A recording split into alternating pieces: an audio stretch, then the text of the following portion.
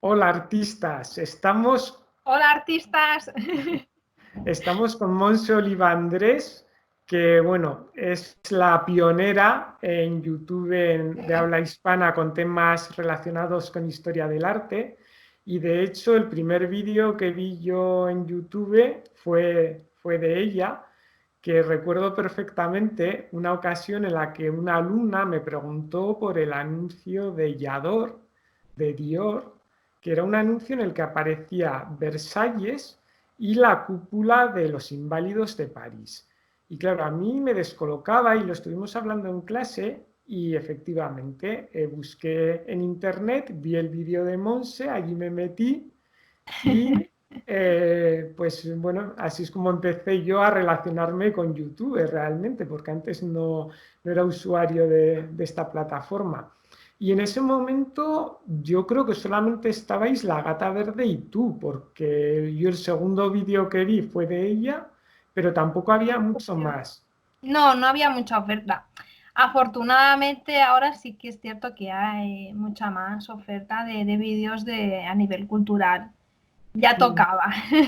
sí, y en esa época, bueno, pues lo que te decía, vi que había esa carencia, me pareció una herramienta buena también para mis alumnos, para que pudieran ver pues parte de las cosas que vemos en clase también a través de vídeos en el canal, y así es como me embarqué yo también a ofrecer contenidos culturales en esta plataforma. Sí, sí. Y luego, pues bueno, con el tiempo empezamos a entablar contacto, incluso estuve yo en Barcelona, que estuvimos por allí viendo algunas cosas, y luego viniste tú a Vitoria también, o sea que ya Sí, hemos, sí. Hemos seguido la amistad, pero no sé cuántos años ya, quizá 5 o por ahí, no, una tantos burrada. no, 5 llevarás tú con el canal, yo No, yo creo, llevo más con el canal, llevo más. mm, Pero bueno, una burrada, una sí, burrada. mucho tiempo.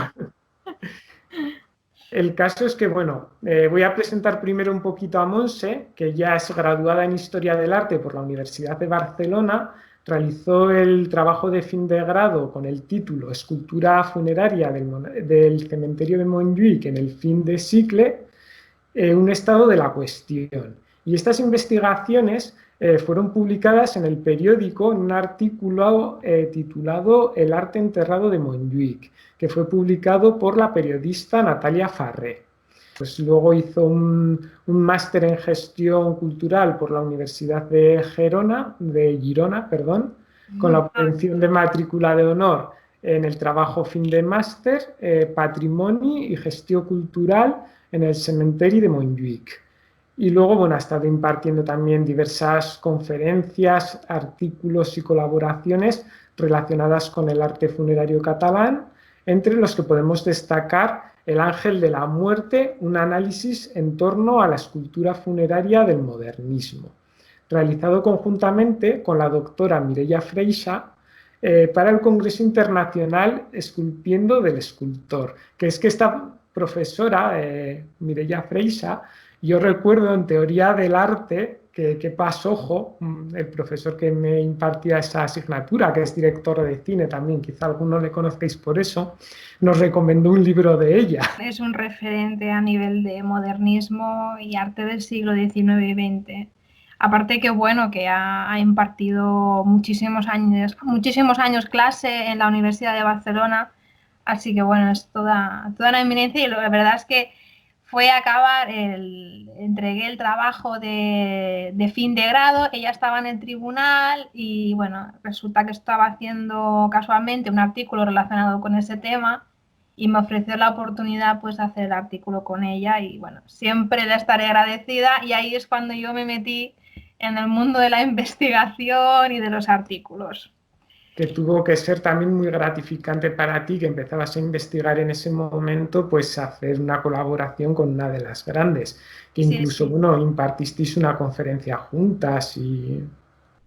Sí, sí, además me acuerdo cuando me enteré que ya estaba en el tribunal, me dio muchísimo respeto, iba con muchísimo miedo a la exposición oral y bueno, luego descubrí que detrás de esa profesora, ¿no? Esa eminencia, hay una gran persona y la verdad es que, bueno, somos amigas y es una persona muy, muy, muy cercana y se agradece que los profesores sean cercanos y que potencien a los alumnos, porque normalmente no es el caso.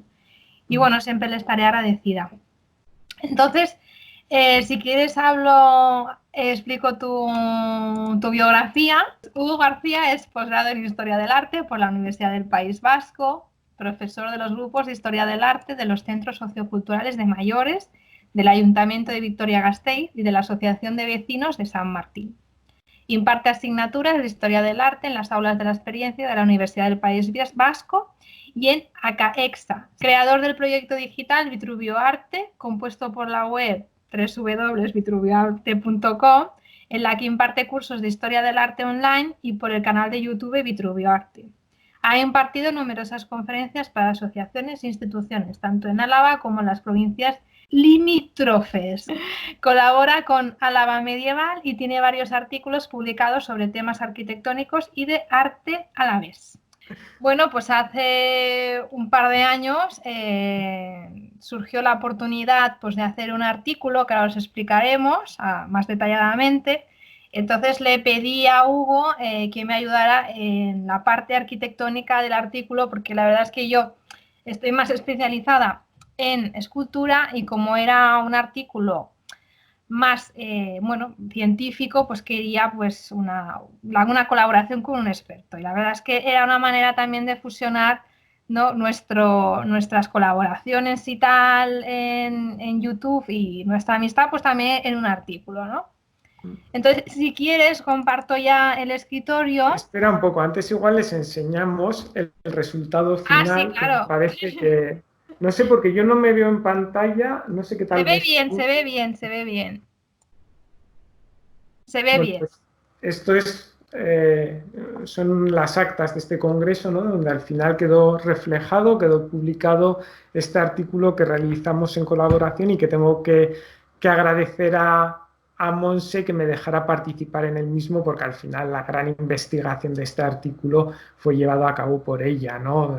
Pues yo me limité un poco a lo que es la parte arquitectónica más descriptiva del Panteón, ¿no? Entonces, bueno, al final las grandes contribuciones científicas del artículo son de ella. Bueno, qué honesto eres. Bueno, pues si quieres comparto ya el escritorio. Bueno, pues aquí os enseño un poco mi trabajo de fin de grado. Lo que comentaba Hugo, pues que a raíz de este trabajo de fin de grado, pues se hicieron una serie de descubrimientos de obras escultóricas que nadie sabía de su existencia, quizá en su momento fueran famosas. Mi labor ha sido como redescubrirlas, ¿no?, un poco. Y aquí a la derecha os muestro pues que estos descubrimientos salieron en el periódico.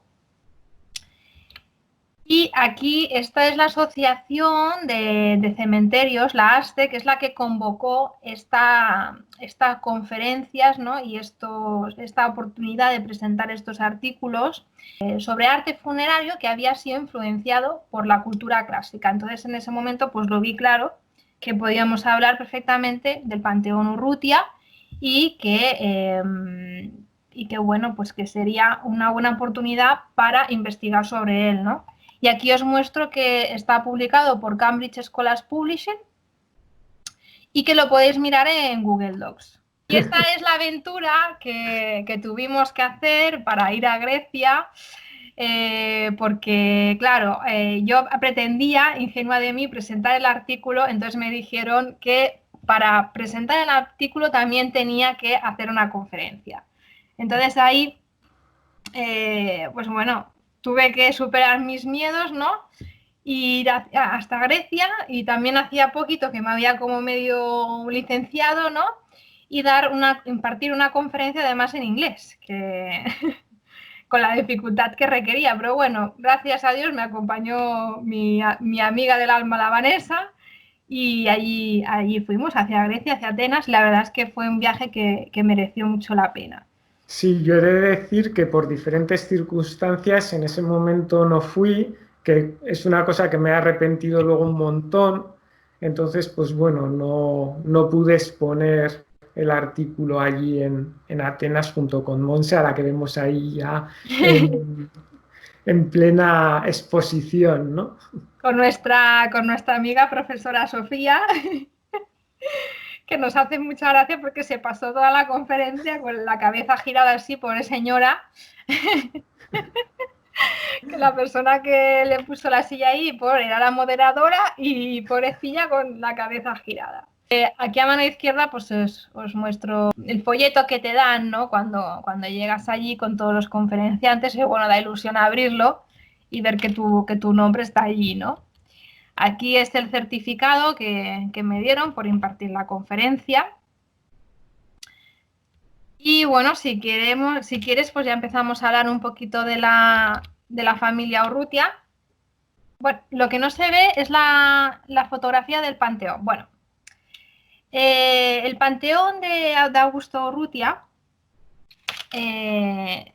hay que remarcar pues que todo el mundo, siempre que va al cementerio de Montjuic, pues se queda impresionado, ¿no?, sobre la belleza de este panteón. Y es cierto que es que no está apenas estudiado.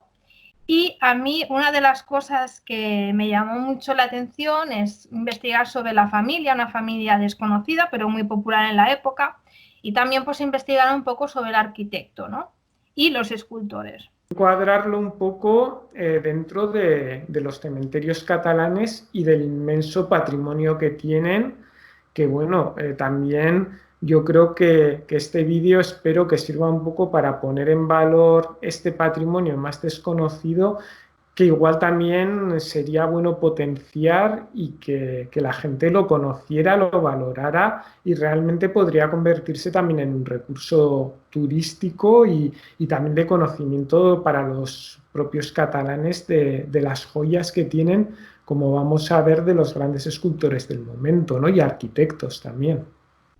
Sí, efectivamente. De hecho, los burgueses, con sus grandes fortunas, pues han dejado en Cataluña un gran legado patrimonial que coincide con la mejor época para mí, que es el modernismo, ¿no? Pero es que no solo nos han dejado pues esta herencia patrimonial que todo el mundo recuerda, que es en sus casas, ¿no?, en sus moradas, sino que también construyeron su última morada, su panteón, ¿no? Y esto mucha gente lo desconoce. Y por lo tanto estamos delante de obras de gran valor patrimonial y que son desconocidas y lamentablemente muy olvidadas, porque también hay que tener en cuenta pues que estas familias, pues sí que es verdad que en su momento tuvieron una gran riqueza, pero que con el paso del tiempo las fortunas se van desgregando, ¿no? Y los actuales propietarios pues no tienen dinero para su mantenimiento. Y Entonces luego aquí eso es otro problema también, olvidadas por un lado, pero por otro lado también abandonadas prácticamente, ¿no? Las condiciones en las que se encuentran muchas de estas obras pues dejan bastante que desear, ¿no? Desde un punto de vista de conservación de estos panteones. claro, evidentemente, claro, porque se mezclan dos cosas. Por un lado, es un patrimonio que es propiedad de la administración, del ayuntamiento donde está ubicado ese cementerio, pero por otro lado también tiene el propietario, que es el que tiene la concesión de ese panteón. Entonces cuesta mucho ponerse de acuerdo en quién paga qué, porque evidentemente los propietarios dicen, bueno, esto es una concesión, en realidad no es mío 100%, es del ayuntamiento, y aquí siempre hay pues un poquito pues de discusión, ¿no? Y luego también hay que tener en cuenta que muchos cementerios pues no están declarados como bienes patrimoniales que se merecen, algunos solo tienen una protección urbanística, como es el caso del de Montjuic. Entonces, aquí pues tenemos un gran problema y se tiene que trabajar especialmente la gestión cultural de los cementerios Sí, para también ponerlos en valor. Montjuic con grandes joyas, vamos a ver el Panteón Urrutia, pero muchas otras. Y al final, un poco lo que estás comentando, como dice el dicho, los unos por los otros, la casa sin barrer, ¿no? Al final, el que termina sufriendo todo esto, pues es el patrimonio, ¿no? Y podemos hacer incluso otro vídeo comentando esto, porque en mi trabajo de fin de máster hablé muchísimo de este tema. Mm. Empezamos hablando sobre la familia Urrutia Miró. Perfecto. Lo que comentaba, es una familia pues muy desconocida actualmente, solo se conoce por su panteón, pero en su momento pues fueron importantes. Le agradezco muchísimo a Eduardo Urrutia, que es el actual propietario del panteón, por cedernos las fotografías que veremos a continuación y le podemos ponerles cara, ¿no?, a estos personajes y ver cómo eran protagonistas de la prensa de la época. Aquí tenemos a los recién casados, Augusto Urrutia Roldán, con la señora Josefina Miró, y cómo apareció esta noticia en la prensa. Hay que decir que ellos deben su fortuna a sus padres, porque Augusto nació en Caracas y sus padres, que fueron Martín José Urrutia y Gertrudis Roldán y Vivas, tenían haciendas de cacao en Venezuela. Entonces, ellos son fruto, ¿no?, pues de la riqueza de sus padres. Aquí vemos la importancia de este personaje, ¿no?, que su muerte pues apareció en la portada de la prensa de La Vanguardia. En primera portada y el primero, o sea, aquí se ve claramente lo importante que eran socialmente. Aquí tenemos estas otras fotografías. Y bueno, gracias a estos testimonios pues podemos ver las aficiones que tenía en este caso Josefina, ¿no?, que le gustaba pues leer o coser. Y aquí tenemos pues a sus 4 hijos, María del Carmen, Martín, María de Jesús y Augusto.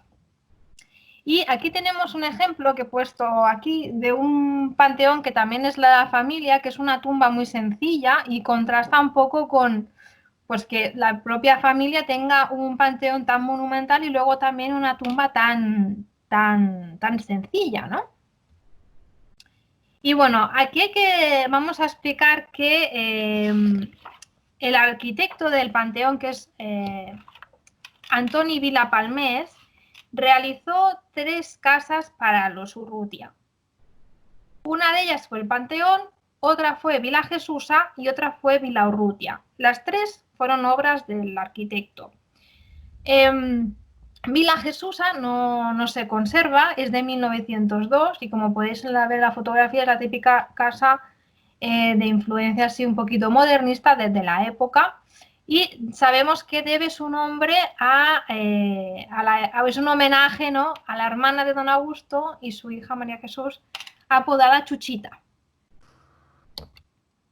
Aquí también o sea, la gracia también de este vídeo era enseñaros pues cosas que quedaron, que no se pudieron mostrar en el artículo, y así podéis ver pues estos planos que no los pudimos incluir y se puede ver cómo era la casa, porque como no se conserva, tenemos esta fotografía que os he enseñado antes, que si quieres comentar alguna cosita, Hugo, a nivel arquitectónico que tú veas que puedas destacar aquí.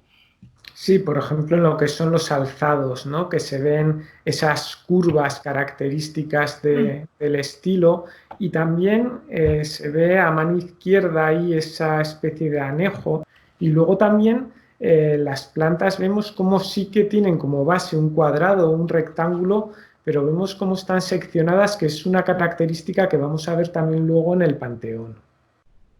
Muy bien. Pues mira, la prensa recoge que en Vila Jesusa, torre que en Baicarca posee doña Josefina Miró, viuda de Urrutia, se celebró una fiesta de tarde para festejar la puesta de largo de su hija mayor, María Jesús. Y bueno, y aquí explican que está vestida de tisú negro.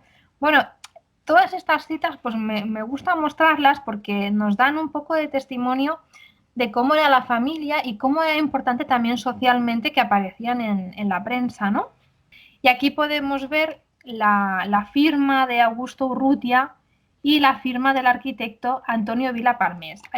Cuando hablemos sobre el arquitecto veremos que vivían en la misma calle y no sabemos el motivo de su amistad, pero seguramente fue una amistad pues muy duradera, porque le construyó las 3 casas y además siguieron siendo vecinos toda su vida. Aquí podemos ver 2 fotografías rescatadas, así ampliando mucho, ¿no? Y bueno, se puede ver lo que Hugo comentaba. Sí, se ve un poco lo que es la galería, y se ve también, si os fijáis ahí, la galería que recorre toda esa fachada, y también vemos la torre, que en este caso es de sección cuadrangular, que vamos a ver cómo la Villa Urrutia también tiene una torre, aunque en este caso tiene otro tipo de sección, como veremos ahora. Exactamente. Entonces, ahora ya vamos a hablar sobre Vilaurrutia, construida entre 1913 y 1916. Hay que tener en cuenta que no se conserva el plano o no me lo han sabido localizar, pero sí que es verdad que fue atribuida por Valentí Pons, del Centro de Estudios de Divulgación de Patrimonio, al arquitecto Antonio Vilapalmés por la semejanza que tiene en su fachada con Vila Jesúsa. Y además por la conexión, ¿no?, del arquitecto pues, con esta familia. Yo creo que realmente es un gran acierto esta atribución, ¿no? Aquí a mano izquierda os he puesto un fragmento de un artículo que escribió Tate Cabré, que tuvo la oportunidad de verla por dentro. Y bueno, y aquí ella explica, ¿no?, también un poco cómo podemos, gracias a estos vestigios que se conservan, cómo podemos ir tejiendo la personalidad de esta familia, ¿no? Por ejemplo, ella pues comenta que pues, les gustaba mucho pues ir de caza, que tenían un pequeño zoológico y bueno, explica una serie de anécdotas que son interesantes pues para tejer esta personalidad de la familia, ¿no? Aparte también explica que el interior, por ejemplo, está decorado por un pintor conocido de Reus, el que se llama Fuster de Reus, y además también tiene muebles del ebanista mallorquín Gaspar Omar, que también es muy, muy conocido. Y aquí podemos ver en primicia cuando yo visité Vilaurrutia, 2 años más tarde de haber escrito el artículo.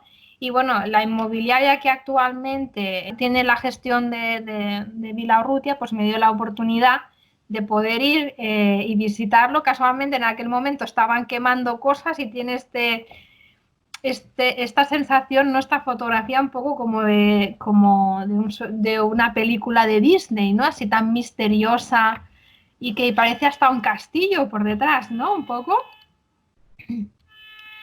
Esta es la fachada de Vilaurrutia, que bueno, si Hugo, si quieres comentar alguna cosita. Bueno, esas formas que hemos comentado en Villa Jesúsa, que como bien has comentado, ¿no?, por la atribución que tiene el edificio, son muy, muy similares en este caso. Incluso vemos también, bueno, ese mirador, ¿no?, en primer término, y luego también la idea que comentábamos de la torre, que en este caso sería de sección cilíndrica, ¿no? Sí, además decorada con cerámica vidriada en la parte de arriba, que también es un recurso que veremos a lo largo de diversas partes que hay en la propia finca. No pude entrar dentro, pero sí que es verdad que veremos también este recurso, también muy habitual en la época del modernismo. Sí, vamos a ver luego eso, influencias con otros arquitectos modernistas.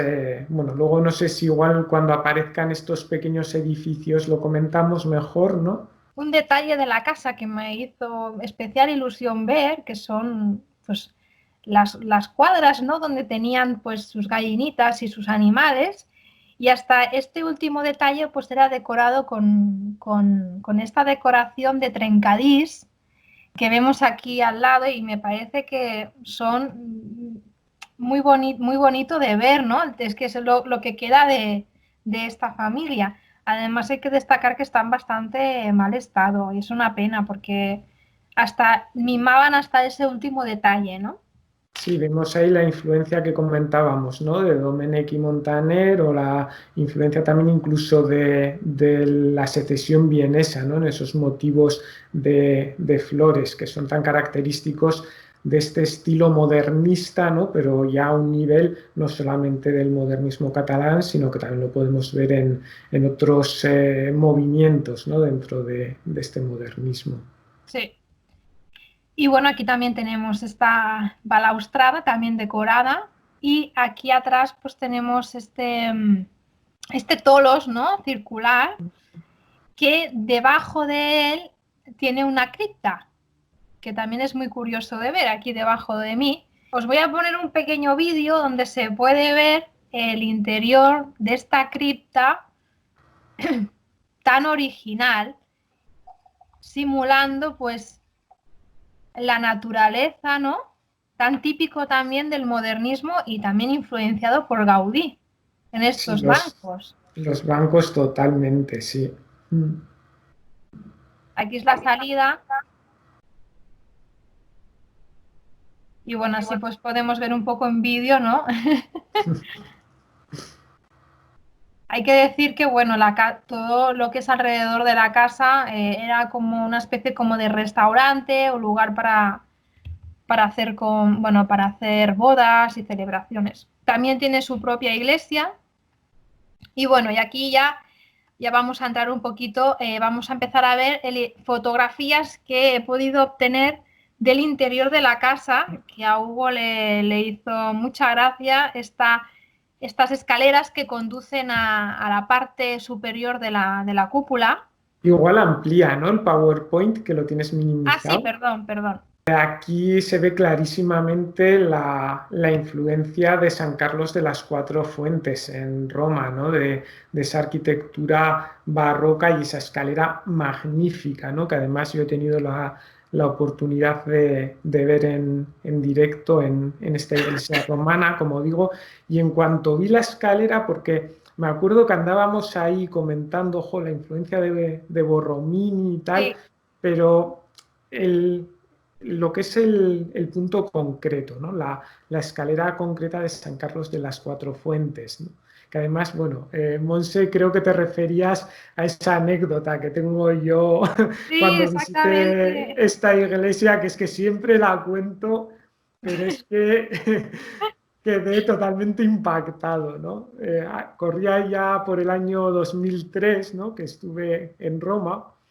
Y cuando iba camino de esta iglesia, delante de la fachada, se puso el semáforo en rojo y se paró un autobús del mismo empezaron a salir en riguroso orden, en fila, por la puerta delantera orientales, y hacían la foto y accedían otra vez al autobús por la puerta trasera. Y cuando se puso el semáforo en verde, el autobús arrancó. Es decir, que no le dedicaron más que el tiempo de la parada de un autobús a esta magnífica iglesia que además, bueno, el exterior es bonito, pero lo realmente espectacular es el interior, ¿no? Entonces, pues bueno, es una anécdota curiosa que me gusta contar y ya que ha salido esta influencia, ¿no? De San Carlos de las Cuatro Fuentes, pues he aprovechado también para contarla, ¿no? Muy bien. Bueno, pues es que te veo ahora, es que hasta ahora no te estaba viendo, pero bueno, vuelvo al PowerPoint. No, pero yo creo que es más interesante ver la escalera que verme a mí. Los interiores son estos muebles de Gaspar Omar y Mm. fijaros qué belleza, ¿no? Aquí os he puesto una comparativa con este mueble también de Gaspar Omar que se conserva en el Museo del Modernismo de Barcelona. Y bueno, así también destacar como anécdota que Tate Cabré comenta que una de las habitaciones está acolchada porque alguien de la familia tenía miedo a los rayos. Es curioso porque Vila Jesusa también tiene pararrayos y Vila Urrutia también. Así que bueno, es una anécdota así también que nos refleja también un poco cómo era la familia.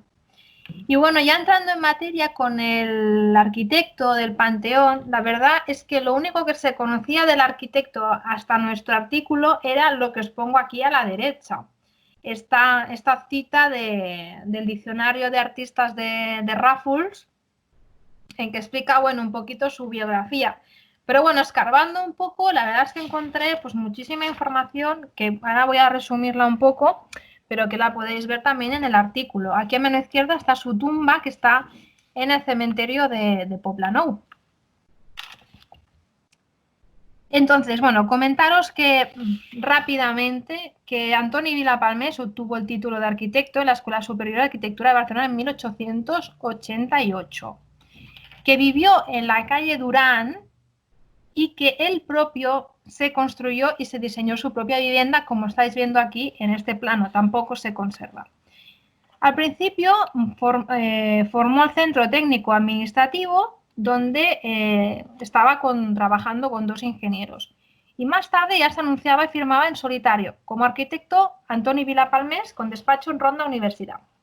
Fue arquitecto municipal de Vilafranca, pero hizo un par de proyectos del edificio del ayuntamiento que parece ser que no llegó a cuajar o no les gustó y no llegaron a formalizarse, y también fue sustituido por Santiago Güell.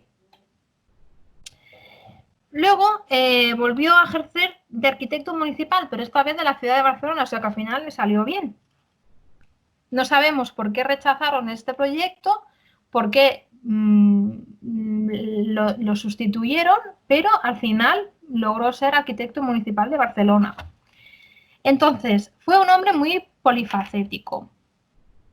Compaginó la carrera de arquitecto con otra gran vocación, la enseñanza, que esto luego, a raíz de su trabajo como profesor y director, veremos la conexión que tiene con el escultor Josep Campeny. De momento no desvelamos más. Y bueno, comentar que él era director de la Escuela Municipal de Artes de Gracia y Josep Campeny era el secretario. Y colaboraron juntos en estos 2 monumentos, en el monumento de las Cortes de Cádiz, donde podemos ver un edículo de planta rectangular donde se erigen varias alegorías que suponemos que son de la Victoria, y el monumento a Miguel de Cervantes, donde creemos pues, que el personaje que está aquí sentado es la representación de Miguel de Cervantes, y estas esculturas que se ven por aquí a mano derecha pueden ser alegorías de sus obras literarias. Y es curioso aquí el uso del orden jónico, ¿no?, para realizar esta columna como en el Panteón Urrutia veremos. Sí, ¿Alguna cosa, Hugo, quieres comentar de aquí? No, sin más, lo que decías del orden jónico, que vamos a ver que es muy característico y que nos trajo unos cuantos quebraderos de cabeza a la hora de redactar el artículo también. Sí, además ahora sí me estoy fijando que aquí también utiliza este orden toscano y hace como luego esta columna arriba, esta doble columna germinada, que también lo veremos un poco, este medio recurso de columna que se convierte, que cambia el orden un poco. Lo veremos Sí, dentro de la cripta también. En la cripta, que pasa de un pilar poligonal, ¿no?, Exactamente, que está en los tercios inferiores a la parte superior, que es una columna dórica, ¿no?, que es también como muy, muy característico de esta cripta, y que vemos que era un recurso que también utilizaba Vilapalmés en su obra. Y bueno, aquí os enseño que también incluso fue inventor y patentó un procedimiento de pavimentos llamados ajunclos. Aquí lo vemos, bueno, no sé exactamente quién es de los personajes que están en la fotografía, pero es una fotografía del proyecto, bueno, perdón, de la puesta de la primera piedra de su proyecto del viaducto de Vallcarca. Y bueno, me hace gracia pues mostraros, ¿no?, esta inauguración. Y realmente Palmés era una persona muy importante en esa época, ¿no? Y aquí os he puesto algunos proyectos que son inéditos, que por ejemplo en este caso pues es un proyecto de un kiosco urinario, también bastante desconocido. Este es un proyecto del cual ahora mismo estoy investigando porque me parece que no hay ningún vestigio de él. Es un proyecto que hizo para el Hospital Civil de Mahón. Y bueno, y a partir de ahora veréis una serie de obras funerarias que él ha realizado, que él realizó. Estas son en el cementerio de Montjuïc, otra en el cementerio de Montjuïc, casualmente con los supuestos escultores que realizaron también el Panteón Urrutia. Pasa hacia atrás porque me parece muy interesante para entender lo que vamos a comentar, el tipo de arquitectura de este panteón, en el que ya vemos esas columnas con capitel jónico, pero que no sigue el orden jónico clásico, sino que vemos que que tiene otra tipología diferente, que es la referencia esta que he comentado antes, que nos costó un poco, porque a mí eran unos capiteles que me sonaban mucho, pero tampoco sabía identificar y nos llevó bastante tiempo el encontrar el referente clásico, ¿verdad? Luego lo veremos. Pero sí, pero bueno, era para que viesen y que se Sí, fijasen un poquito en ya el... empieza con este recurso, sí. O sea, aquí ya empezamos en materia ya del Panteón Urrutia, que si quieres, Hugo, pues si quieres explicarnos la arquitectura del Panteón, primero está esta foto, luego el Sí. plano y luego ya veremos cómo está actualmente.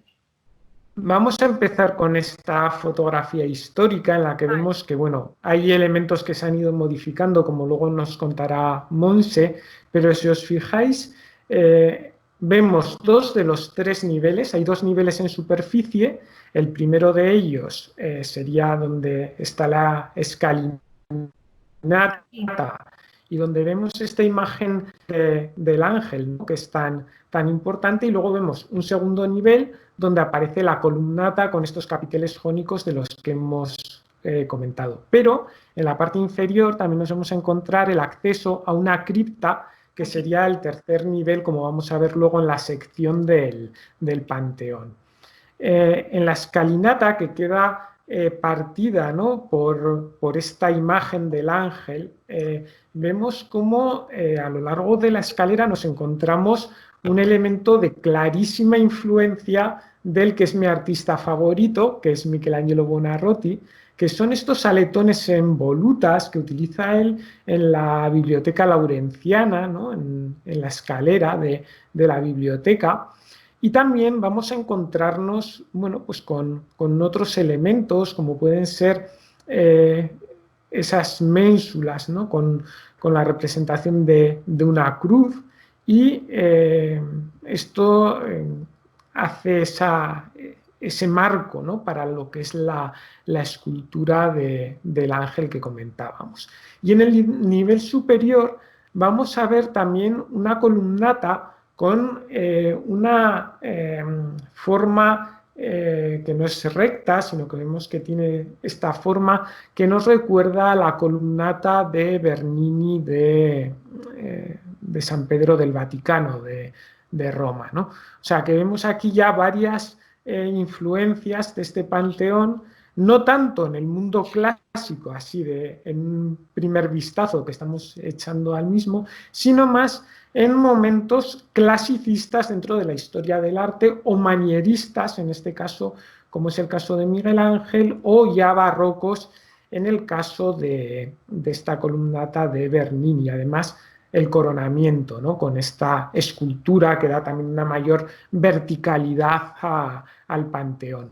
Y de nuevo, si os fijáis, vuelven a aparecer estos capiteles jónicos tan característicos. Decir que lo que es la columna, aunque no se aprecie muy bien en esta fotografía, tiene el tercio inferior liso y la parte superior se encuentra acanalada, que es un recurso también que suele utilizarse muchas veces en arquitectura.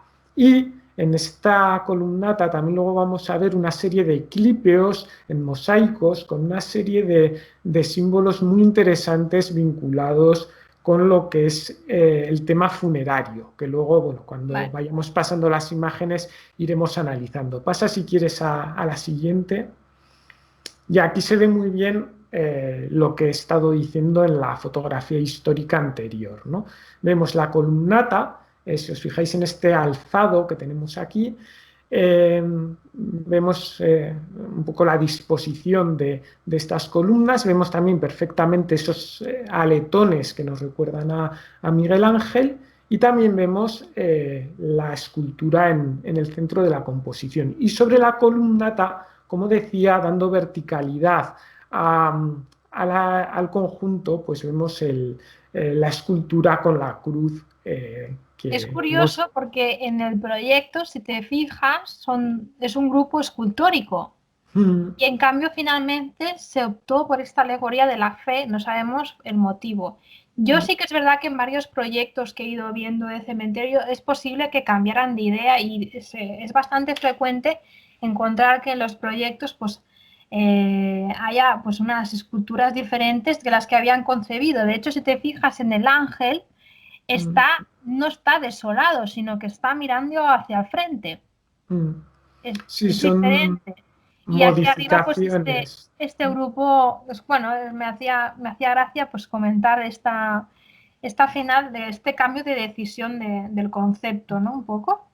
Hemos visto en el alzado y en la fotografía los dos niveles que están en superficie y luego ya en la sección, que ya he dicho antes, se ven perfectamente las diferentes alturas y cómo hay una cripta inferior donde, como bien estaba diciendo ahora Monse, se produce el acceso a través de esa escalinata que vemos también en las plantas y vemos la cripta, que es el lugar de enterramiento propiamente dicho, donde aparecen también estos elementos, ¿no? Que nos recuerdan a los mausoleos de la época romana también, ¿no? Con ese deambulatorio, ese pasillo, digamos, que rodea lo que es el cuerpo central, ¿no? En el que nos encontramos propiamente los sepulcros, ¿no?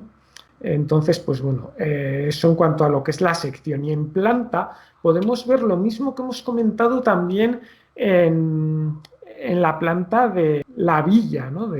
Sí. De esta familia, que vemos que son plantas que sí que tienen en un principio una forma rectangular, pero en uno de las esquinas, de los ángulos, se producen estos cortes, ¿no? Que, bueno, pues transforma un poco, le da una cierta irregularidad, ¿no? A lo que es el conjunto. Vale, aquí tenemos lo que ha quedado del panteón. Mm, Y bueno, como podemos ver, la escultura de la parte de arriba ha desaparecido mm, lamentablemente. El ángel también tengo constancia de que varias veces se le ha caído el ala, se ha roto y se lo han pegado. Bueno, todo lo que comentábamos un poco, que una obra tan importante pues está bastante dejada, ¿no? Y ha sufrido pues, los efectos del paso del tiempo. mm. Aquí si quieres ya hay pequeños detalles en el PowerPoint que si quieres, bueno, comentar. Sí, por ejemplo, en esta imagen vemos que no se veía tanto en la fotografía histórica, así que igual se veía en la anterior, bueno, pues el típico friso jónico también, con el dintel liso, y luego los dentículos en la parte superior, y estos capiteles, ¿no? Con las volutas jónicas que comentábamos, además, si os fijáis, son capiteles que están tallados con volutas en sus cuatro caras, ¿no? Que no es tampoco lo más habitual en el orden jónico. Y aquí se ve la parte acanalada del fuste, que ya he comentado que la parte inferior sería lisa. Igual si pones la imagen anterior, igual sí que lo pueden observar. Tampoco se ve, no se veía muy bien en la imagen anterior, pero en esta tampoco, ¿no? Bueno, Bueno, pues si quieres nos metemos ya con la simbología de los clípeos, ¿no? sí, Y bueno, pues aquí vemos, este es el más espectacular de todos, ¿no? En el que vemos la decoración del ángel orante, en el que vemos la inscripción, ¿no? Que nos habla de tened misericordia de mi Señor, que aparece en el Salmo 57.1 y es un salmo que está muy vinculado pues con lo que es el mundo funerario, ¿no? Y esta petición un poco de misericordia. Y también vemos cómo en el mosaico, aparte de esta imagen del ángel, donde se encuentra la inscripción, vemos cómo aparece la greca clásica también, ¿no? Como un elemento característico también de ese mundo clásico que podríamos vincular con esta influencia también del clasicismo que nos encontramos en este panteón. Estos otros ya vemos que tienen una decoración más sencilla, más geométrica, y la inscripción que aparece es Gloria a Dios en el cielo, que es la que aparece en esta. Leéis mejor el... No, pasa a la ah, sí, sí, siguiente. perdón, era esta. Ahí se ve cielo únicamente, no se aprecia muy bien en la imagen, Sí, pero bueno, sería un poco la inscripción que aparece en Lucas 2.14 y que sería pues una de estas letanías o de estas oraciones que se complementa con la siguiente. Si pasas a la imagen siguiente, no hay fotografía del otro clipeo, ¿no? Bueno, No. en el otro pone en la tierra paz, ¿no? O sea, gloria a Dios en el cielo y en la tierra paz, que sería ese elemento, como os digo, ese texto de Lucas 2:14 que comentábamos. De alguna forma es un modo de aceptación al verdadero Dios y lo que se pide es gracia para la resurrección, ¿no? Y el círculo también de estos clípeos que aluden a la eternidad. Es algo muy habitual en la iconografía, tanto funeraria como en otros ámbitos, el vincular el círculo con la eternidad, puesto que esta forma geométrica no tiene ni principio ni final. Entonces se ve como imagen de esta idea. También el círculo puede utilizarse, por ejemplo, en protocolos, se usa mucho al no tener este lugar preferente, al ser una forma en la que no hay un punto que tenga más importancia que otro, suele utilizarse cuando hay que sentar a personajes con un mismo rango, ¿no? Es algo curioso también. Bueno, pues si quieres pasamos ya hacia las escaleras de la cripta, vamos bajando, ¿no? Vamos bajando a la cripta. Y, Esta maravillosa cripta que mucha gente estará viendo por primera vez mm, porque es completamente desconocida. Evidentemente, claro, pertenece a la familia y bueno, también agradecemos otra vez que nos dieran la oportunidad de entrar adentro.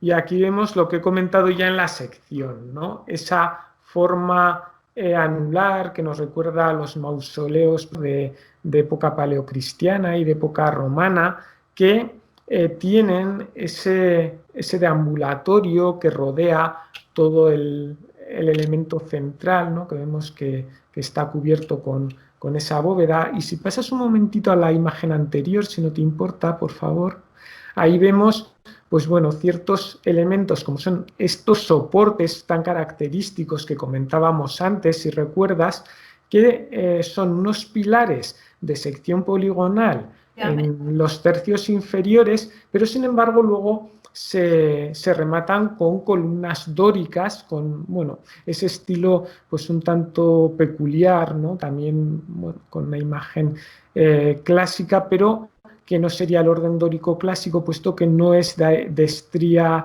no es un fuste de estría de arista viva, sino que está acanalado, como hemos visto antes en las columnas jónicas. Y aquí empezamos a ver ya mucho simbolismo relacionado, ¿no? con el mundo funerario, como puede ser el ancla, ¿no? con esa función de esperanza, pero una esperanza que está puesta en la cruz también, si os fijáis en el remate de este ancla, ¿no? Que es bueno, pues un poco esa idea de la resurrección de la que hemos hablado en los clipios, también De la estaría aquí. salvación, sí. Sí, está aquí presente un poco esta idea. Y luego también vemos los cortinones en la parte superior, esos elementos de bronce, ¿no? Con el crismón, el ají, la ro.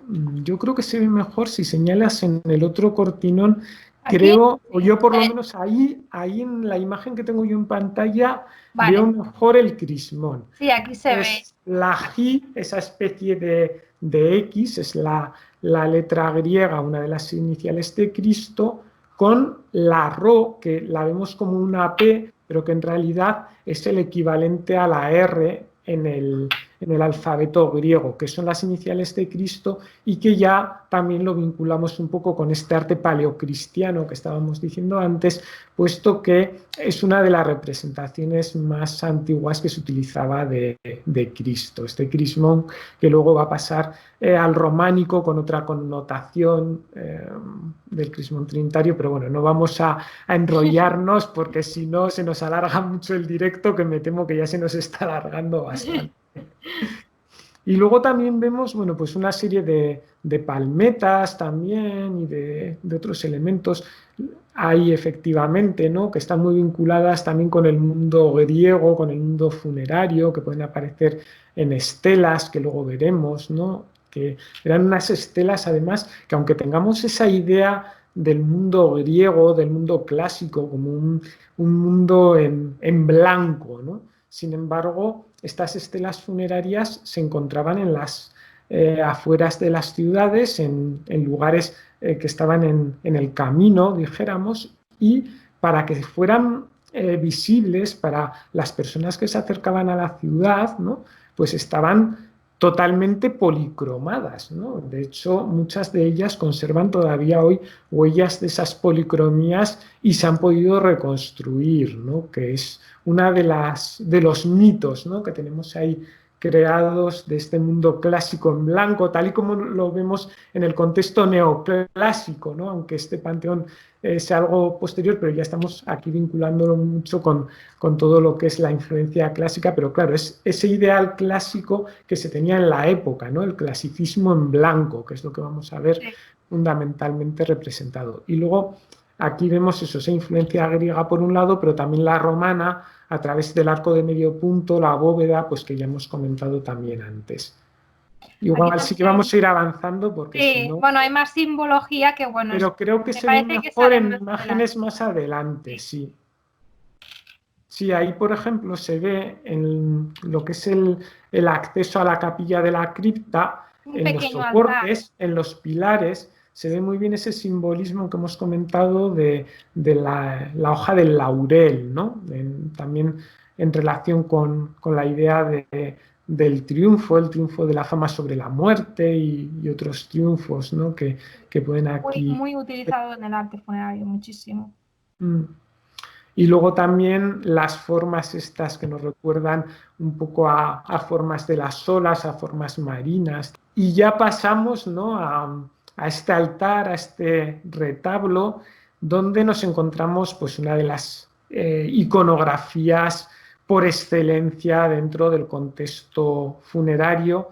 Sobre ese banco con un pequeño sagrario, con una puertecita que veis la cruz, pues tenemos la imagen, el relieve de la lamentación sobre Cristo muerto, ¿no? Ese momento, ¿no? de la muerte de Cristo, también muy habitual en la iconografía funeraria, es uno de los temas que más nos vamos a encontrar. Aquí sí que vemos uno de los símbolos que íbamos a comentar antes, que te he dicho que igual esperábamos a la imagen posterior porque se veía mucho mejor, que es esa flor que veis en el centro, que es la flor del opio, una dormidera que está muy relacionada también con el contexto funerario porque haría referencia al sueño y por lo tanto el sueño eterno.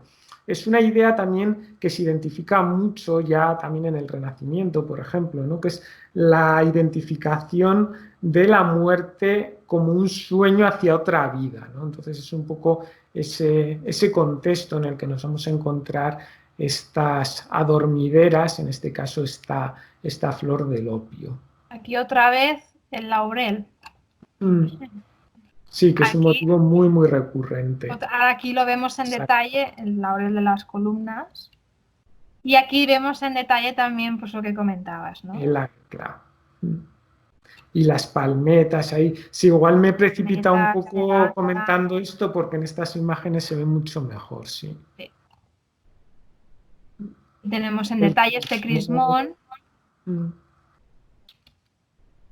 Ánfora, una gran referencia también al mundo clásico. Y aquí el Tempus Fugit. Y una de las pocas vidrieras que se conservan, de hecho es la única, las demás pues imagino que por actos vandálicos que suelen pasar en los cementerios pues no se conservan y es una pena. Y es una de las partes también más bonitas del panteón que nadie conoce. Y bueno, es que para mí este Tempus Fugit me parece precioso.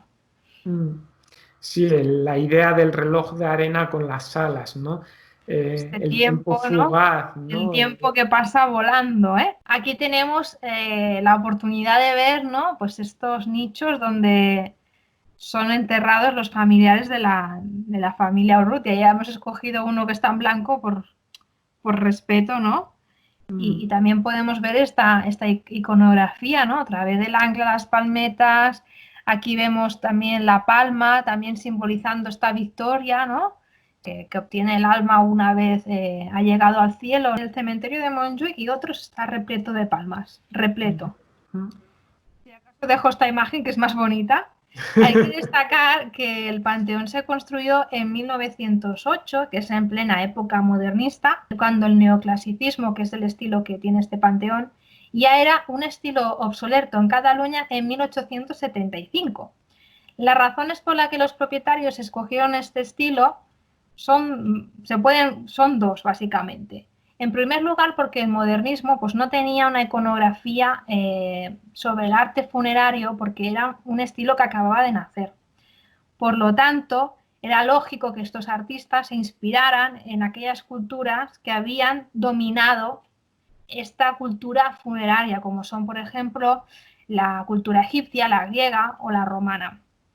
Y por lo tanto, a su vez, también escogieron esta simbología arcaica y pagana y la utilizaron para estos panteones. Entonces, bueno, quería destacar, pues, por qué no se construyen múltiples panteones eclécticos y con muchísimas referencias al pasado. Pues podemos encontrar panteones neoclásicos, neoegipcios, neorromanos, neobizantinos. El cementerio está lleno de estilos, ¿no? Pero en este caso, este panteón pues destaca, ¿no? Por encima de los demás por su belleza tan claramente clásica, ¿no? Entonces, pues imaginaros, si el neoclasicismo fue un estilo que murió en 1875, pues en 1908, en plena época modernista, pues lo resucitaron, ¿no? para este panteón. Y bueno, ya si quieres, pues comentamos esas influencias clásicas que vimos en el panteón, que básicamente era también lo que buscaban estas ponencias, ¿no? Buscar panteones que tuvieran una mirada, una influencia clásica. Sí, aquí estamos viendo, pues bueno, la estoa, ¿no? Ese elemento, ese pórtico característico, ¿no? Del mundo clásico que vinculamos, pues, con un movimiento filosófico también, como es el estoicismo, ¿no? Zenón de Citio, que sería el impulsor de este movimiento filosófico. Y luego también en el contexto funerario, que ya hemos hablado, como en la cripta veíamos esa influencia, también la vemos en el caso de la cripta, lo veíamos en los mausoleos romanos, y aquí vemos en esta reconstrucción del mausoleo de Halicarnaso esa idea de la columnata, además una columnata jónica, que es el orden que también se va a utilizar en el Panteón Urrutia, ¿no? Como las palmetas. También, efectivamente, es otro de los elementos que aparecen aquí, ¿no? Vale, sigo. Y ya he comentado antes, ¿no? Esa idea del movimiento envolvente, ¿no? Que tiene esta arquitectura, que la vemos en la columnata de San Pedro de Bernini, con ese elemento vertical de las esculturas, que también lo veíamos en el proyecto original y en la ejecución en un primer momento del Panteón Urrutia, aunque luego haya perdido algunos de estos elementos, ¿no? Pero que vemos que formaban parte de la personalidad también del Panteón. Aquí la idea de la columnata de Bernini no es tanto en el orden, que es un orden dórico-toscano, sino sería en la idea de esta forma envolvente, ¿no? Pasa igual a la siguiente. Aquí tenemos la gran búsqueda del capitel, ¿no? Sí, ¿no? Como ese primer referente. Buscar el Sería primer referente, ¿no? Porque claro, es un capitel que no es muy común, pero sí que, por ejemplo, se puede ver en el Palacio de Justicia de Barcelona o en otros edificios, pero no sabíamos exactamente cuál era la primera fuente de inspiración de este capitel, y al final, pues, buscando en libros sobre iconografía clásica, al final pudimos encontrar que es un estilo pues, basado en el templo de Apolo de Epicurio en Versailles. La referencia a la palmeta, porque claro, aquí se veía mejor en la entrada del Panteón.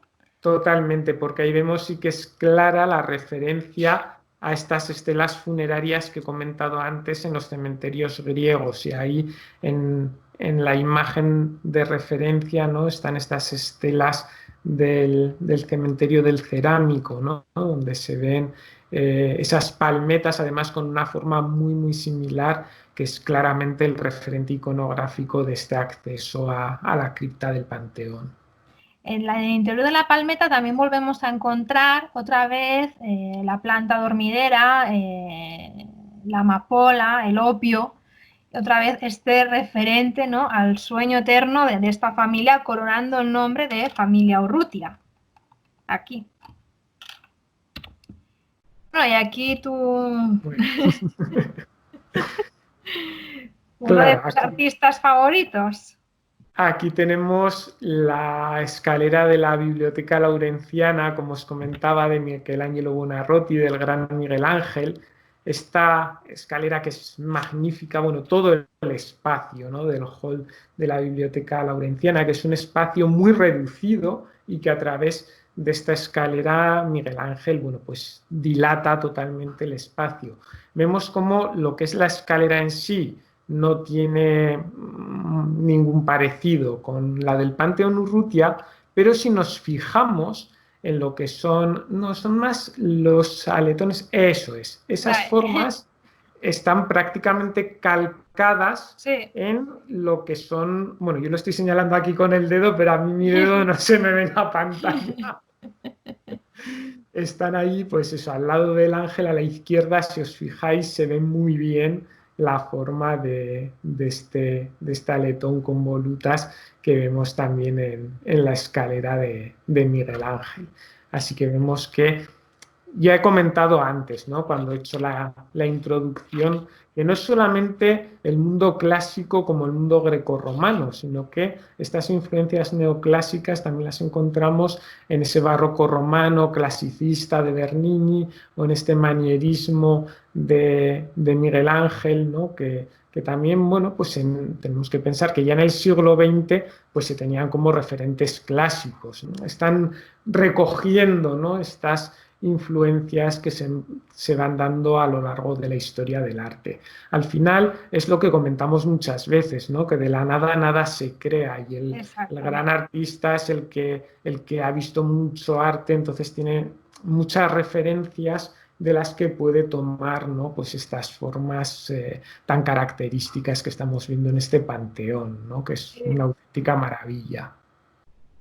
También estamos diciendo que es verdad que es un panteón neoclásico, pero sí que es verdad, como hemos mencionado con estas influencias, que realmente estamos delante de un panteón ecléctico, ¿eh? Sí, el Que eclecticismo es recoge muy típico de esta época también. exactamente, que es lo que se da precisamente en esta época.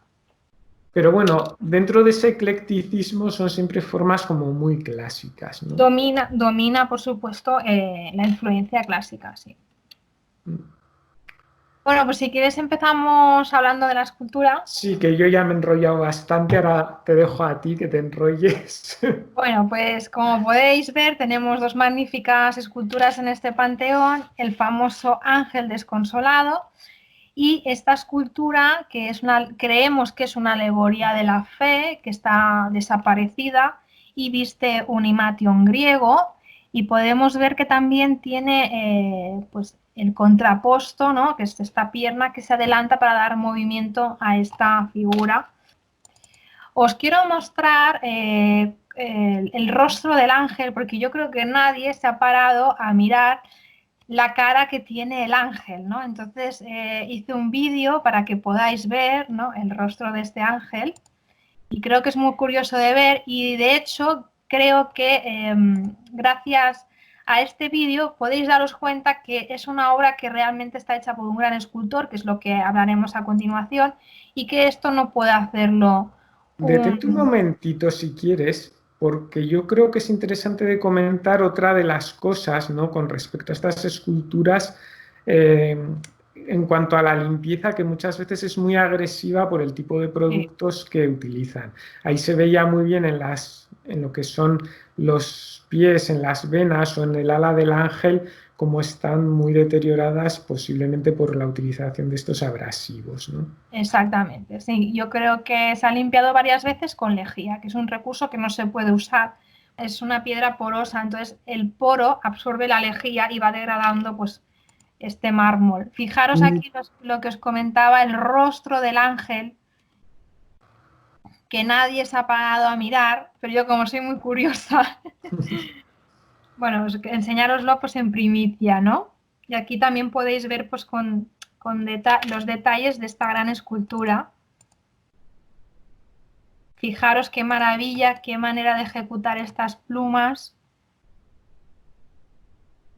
Hay que remarcar que estos son los escultores que hasta ahora se ha dicho que eran los autores de las esculturas exentas del Panteón.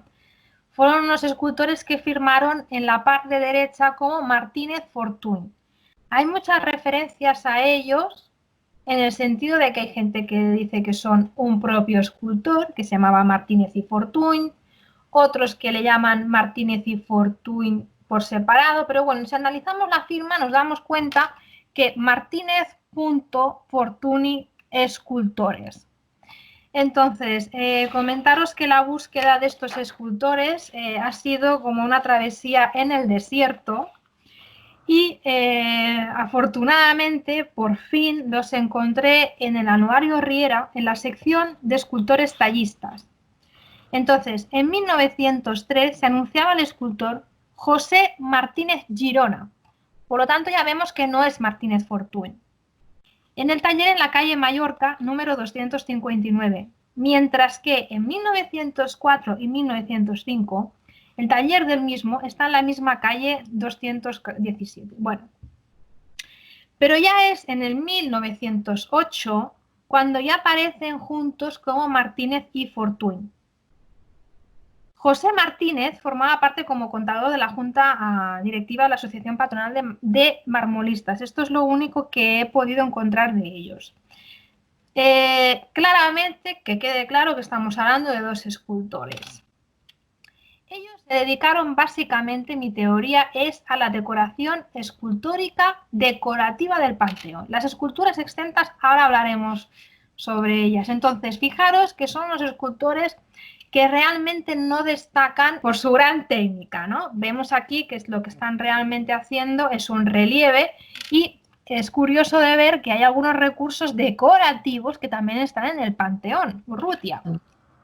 Esto es de las pocas cosas que yo he podido encontrar que ellos han hecho. Entonces yo me pregunto, si estos escultores eran capaces de hacer las esculturas exentas de este Panteón, un Panteón que es el más conocido de Barcelona y es que es un icono del arte funerario catalán. ¿Cómo es que nadie les pidió ningún trabajo? ¿Cómo es que han pasado al anonimato? ¿Cómo es que no hicieron más cosas? ¿Por qué? Porque no hicieron la obra central realmente. Lo que hicieron fue la parte decorativa. Entonces, hay varias teorías al respecto, hipótesis, que sí que han aparecido ángeles, como el del Panteón Urrutia, firmados por un marmolista que se llama Josep Planas. Hemos encontrado en el cementerio de Montjuïc varias copias. En el cementerio de Las Corts, todas ellas firmadas como Josep Planas. En el cementerio de San Feliu de Guíxols. En el cementerio municipal de Logroño, que esto lo has visto tú en persona, Hugo. Sí, sí, yo hice la foto, además esa. Entonces, vamos a compararlas con con el Panteón Urrutia. Claramente yo creo que cualquier persona que no entiende de escultura puede darse cuenta que estamos ante otro artista. No tiene nada que ver el tratamiento de las alas ni de la figura. Aquí tenemos un ejemplo. No tiene nada que ver. Fijaros el tratamiento de las plumas. Fijaros aquí. Esto también hay que decir que yo creo que lo han limpiado también otra vez con lejía. O con chorro de arena, igual también, que se utilizaba mucho. Y vemos como el mismo recurso de las alas, en vez de hacer la pluma bien hecha, hacen ahí una parte gruesa.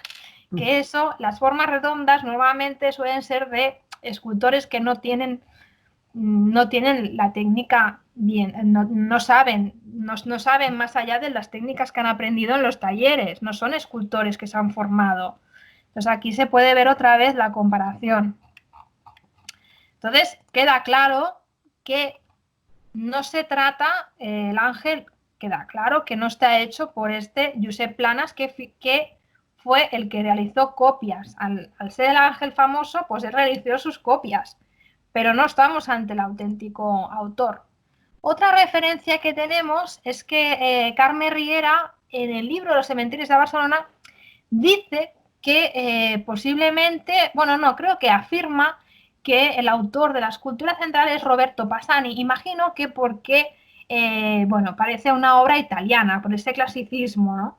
Pero ella no aporta ningún dato ni nada que justifique esta afirmación, por lo tanto yo creo que es falsa. Además estamos ante un escultor que, como podemos ver en su taller, realizaba meras esculturas, copias seriadas, y además adquirió el taller de la antigua Casa de Teixidó, que son otros escultores marmolistas de la época que tampoco eran muy destacables. Entonces, realmente, quien creemos que fue el autor fue Josep Campeny, por varias razones que yo creo que nuestra hipótesis es acertada. Lo que pasa que no lo podemos demostrar porque la escultura no está firmada. Pero era muy habitual en Josep Campeny que muchas de sus obras no estuvieran firmadas. Y de hecho no solo de él, sino también de varios escultores de la época. No sabemos la razón.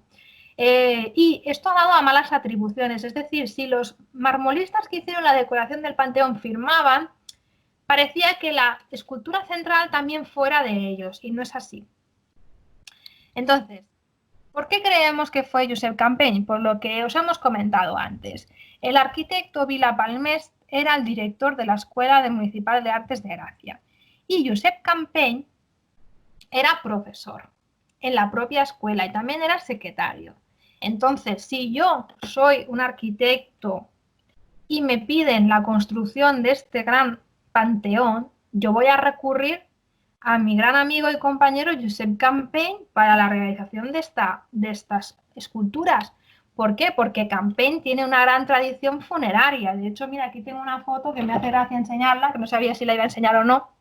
Original del propio Campeny, ¿se ve bien? ¿Hugo? Es que yo te veo en un circulito muy pequeño y Bueno, no perdón, te pues veo luego lo bien. enseñamos. Una fotografía de una obra de Montjuïc, de Pere Llibre. Bueno, luego lo enseño más profundamente.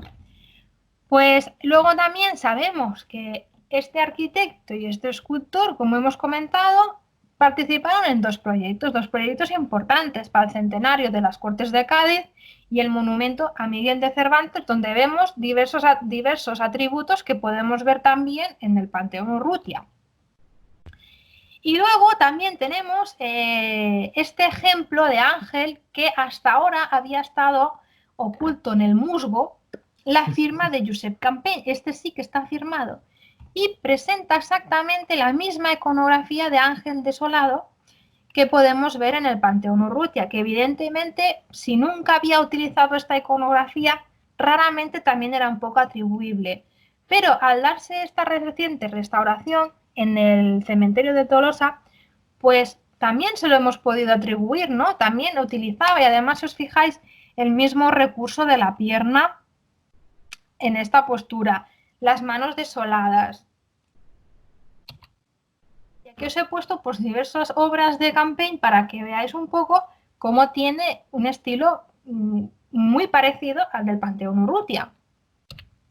Y sobre la escultura que corona el Panteón, que está desaparecida, aquí tenemos una fotografía intermedia, ¿no? Intentaron atar con una cadena, no sabemos dónde está, y os pongo varios ejemplos donde podemos ver que Josep Campeny utiliza los mismos recursos, la pierna en contraposto, estos imations donde se recurre a los pliegues, el cabello corto en los ángeles, la utilización de botones.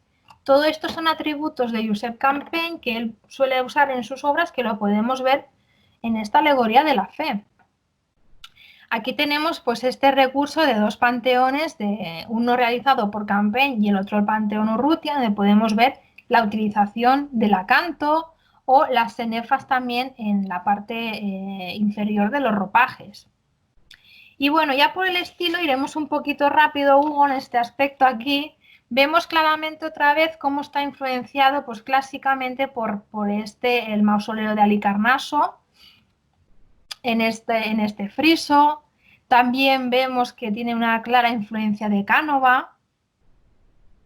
Y aquí ahí tenemos también una cosa curiosa a comentar, que no sabemos si realmente la iconografía fue copiada de este ángel que está en Roma. Sandra Beresford lo menciona en un libro. Justo en 1907, un año antes del comienzo de la construcción del Panteón Urrutia, el escultor Ettore Ximenes para la tumba de Bianca Giannone en el cementerio de Campo de Verano de Roma. Es un ángel en bronce que tiene unas grandes similitudes con el de Montjuic, pero no sabemos si realmente el escultor cogió esta influencia de este ángel.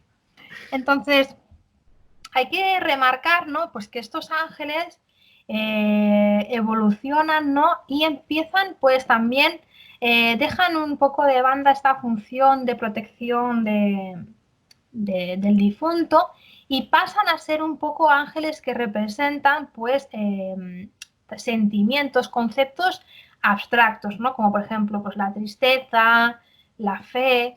Y creemos que el antecedente un poco también clásico de este tipo de ángeles pues podría ser esta Atenea pensativa, y aquí os he puesto en comparación este ángel de Monteverde, que es una maravilla, que también parece pues que está pensando, está en actitud melancólica.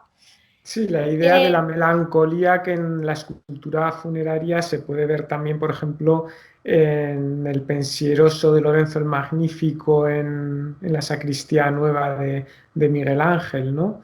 Que es un poco esa idea que hemos comentado también con el reloj de arena, con el tempo fugit, ¿no? Esa melancolía por el tiempo que pasa, que es algo muy, muy habitual en el contexto tanto funerario como del juicio final, también en Miguel Ángel, ¿no? Se puede ver esa idea de la melancolía.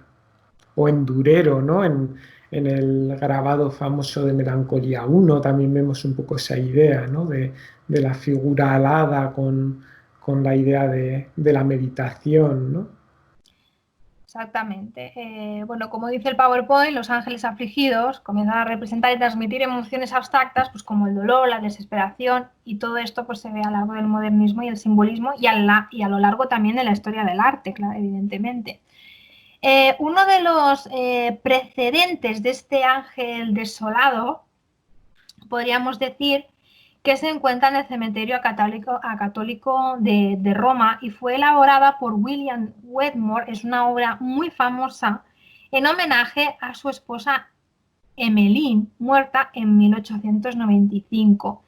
Este ángel, por supuesto, que fue realmente, yo creo que el precedente de los ángeles funerarios que se dieron en cementerios posteriormente. Y seguramente él también cogió esta idea pues, de esta Danaide de Augusto Rodin, ¿eh? Lo que decimos, que siempre se cogen influencias pues, de otros artistas o de otros estilos.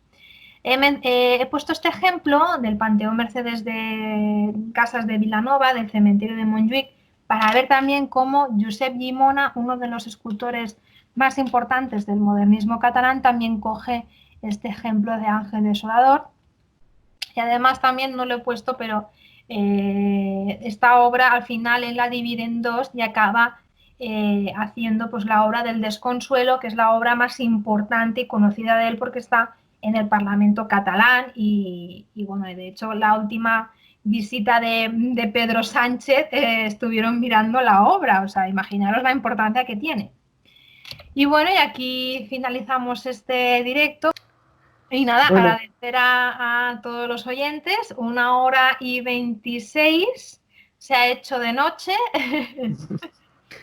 pero bueno, creo que ha sido muy interesante y hemos estado haciendo este recorrido, ¿no? Por el Panteón Urrutia, que después del artículo, lo que decías al principio, ¿no? Que nos habíamos quedado un poco con las ganas de hacer algo pues juntos en los que aportáramos pues alguna cosita que se había quedado un poco en el tintero, ¿no? Exactamente. Y también pues bueno, dar la información también más amena, más a nivel pedagógico y que pueda llegar a más gente y dar también algún detalle a lo mejor que en su momento pues no se dijo y bueno, también hablar un poco de la hipótesis, ¿no? de Campaign, que yo creo que realmente que hemos encontrado realmente el autor de esta obra tan conocida y creo pues que se merecía pues hacer este vídeo y también pues mostrar pues las fotografías de la familia, los sitios donde vivieron, ¿no? Y un poco pues humanizar un poco también este panteón.